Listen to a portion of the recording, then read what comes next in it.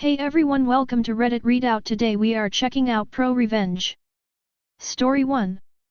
A neighbor hit my car and lied about it, so I ruined 300 pounds of meat while he was on vacation. This happened about 5 or 6 years ago. For some context, my neighbor, we'll call him Chester, is your stereotypical weekend outdoorsman type. He owns at least 10 different baseball caps, and they all have camo on them. He's one of those. He drives a Jeep, which will be important later, and usually spends his weekends either hunting, fishing, or prepping for when the bombs drop. I tried to explain to him once that we were within the fallout range of a major city, so if it got hit we'd be screwed either way, but whatever. Everyone needs a hobby, and some people's is collecting canned peaches. 2 weeks before the revenge, I came outside to see my car had a broken window on the passenger side, and that part of the frame was dented just above the door handle. I can tell immediately from the size and shape of the dent exactly what it was from. As I said, my neighbor, Chester, drives a Jeep, and mounted on his front grille is a cable winch he uses for pulling stumps and whatnot. It juts out almost 1.5 feet in front of the bumper and is made of solid metal. Anyone with a picture of the winch and the shape of the dent in my car could see that shit just from eyeballing it. The dent is almost identically shaped, and situated at the same height the winch was mounted. On top of that, Chester lives directly across the street from me, and he likes to back into his driveway. Conveniently enough, my car is always parked on the street, so he has ample opportunities to hit it. I asked Chester about it, and without saying anything he shook his head while biting his lip like some clueless cartoon character. I then asked if anyone who borrowed his car might have done it because the winch itself was pretty scratched up, almost like he's been ramming it into things all over town. Again, Chester silently shakes his head and then tries to tell me it was probably teenagers. No exposition, mind you, he just blamed it on teenagers.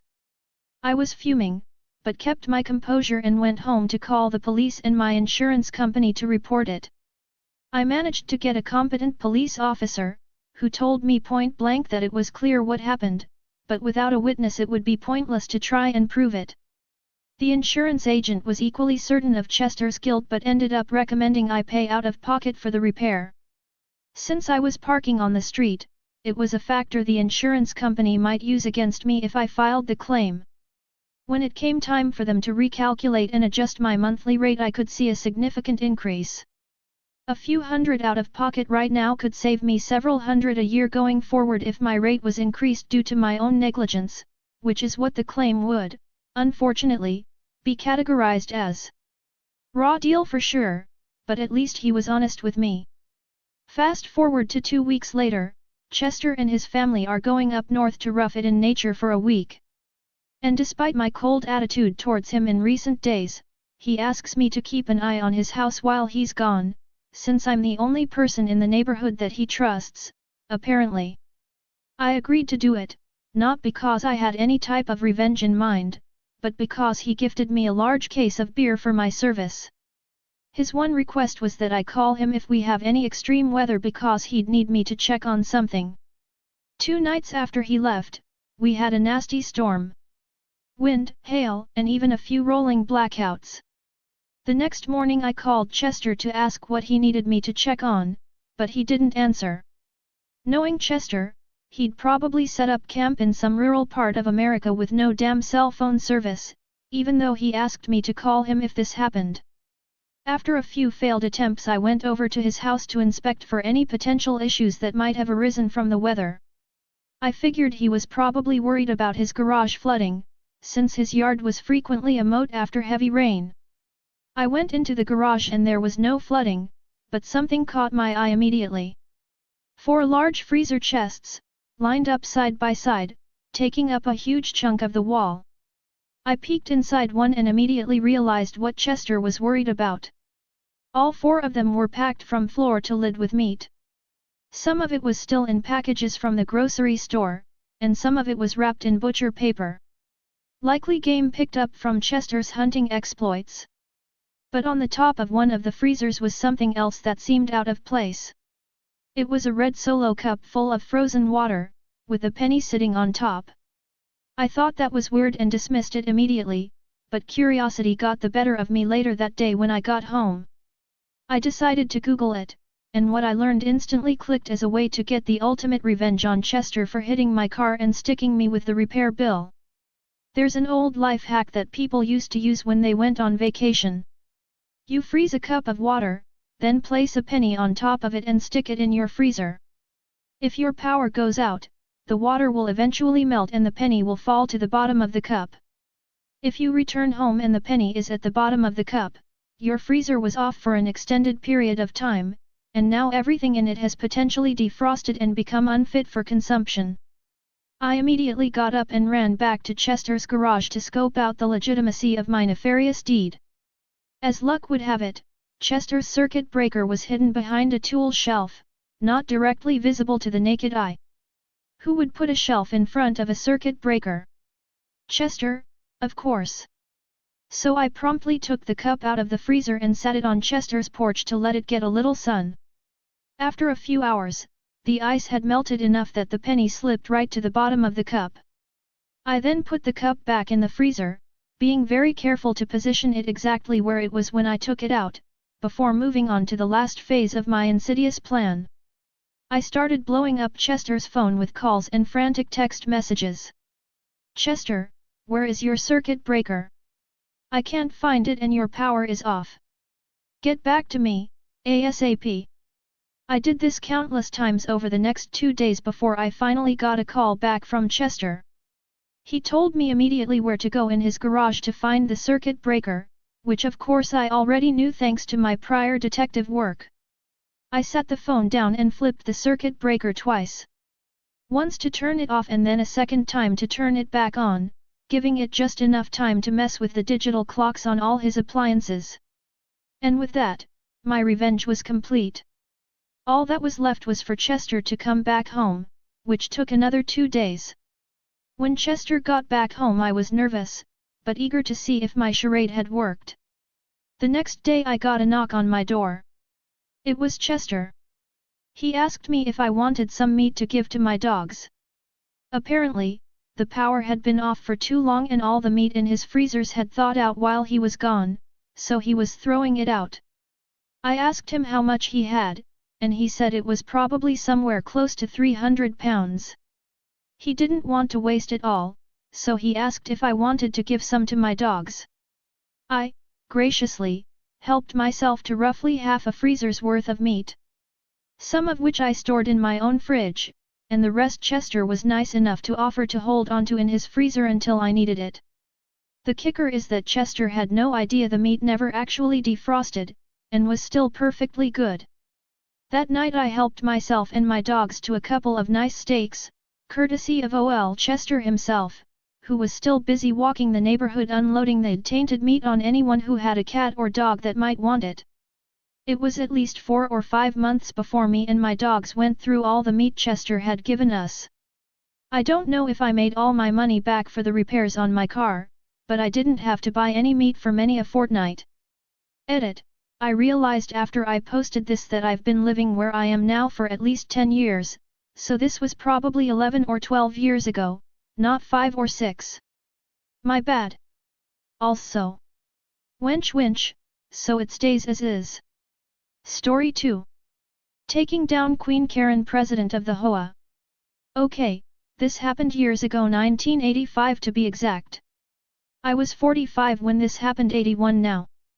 So after my second retirement, I started doing property management. I bought this 2,500 square foot luxury home in with the sole intention of renting it out. Now I didn't know how bad the Hoa was, but when I became the owner I soon found out. This all took place in 2 years' time. Karen would literally have a problem with everyone in the neighborhood. Trash cans left out? Fined. Loud music after 10 p.m.? Fined. Yard sale without permission? Fine. Removing dead plants and replanting without approval, you get fined. It went on and on like this. Now the community could run for the Hoa board, but the Hoa board chose the president. 6 out of the 10 members on the board liked Karen, so she always kept her job. Her husband was in the medical field, so he made a lot of money. It got to a point too where she was called Queen Karen in the neighborhood and her dishing out hoa fines. Now I used to go in person to collect the rent because the people that rented my house were good friends of mine. I did this for months. So I would park my car by the front of the garage. I and my friends were having some music on, but it wasn't that loud. Queen Karen came over driving her golf cart and said, "Queen Karen, excuse me." "Me, yeah?"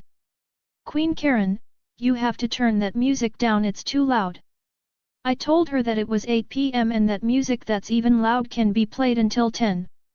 She wasn't having it and demanded that I do so. Now my friends and I kept the music going and we were enjoying ourselves. She proceeded to get angry and fined me.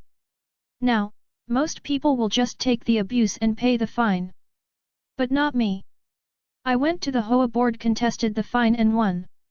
From that point on, Queen Karen made it her personal mission to destroy me.